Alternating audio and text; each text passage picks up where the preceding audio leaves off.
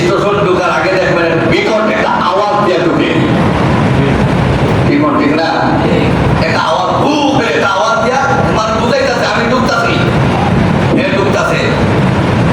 যেই মাত্র আওয়াজ দিচ্ছে আমি আজও কি রে कौन है ये लोग, कहां से आते हैं ये? এখন দিব ওঠেই নেই, আওয়াজ আমি চমকে উঠছি, কিন্তু চিন্তা করলাম যারা নাক দিয়ে আওয়াজ দিল ঘুমাইতেছে হেদের কি অবস্থা, গিয়া দেখি সুবহানাল্লাহ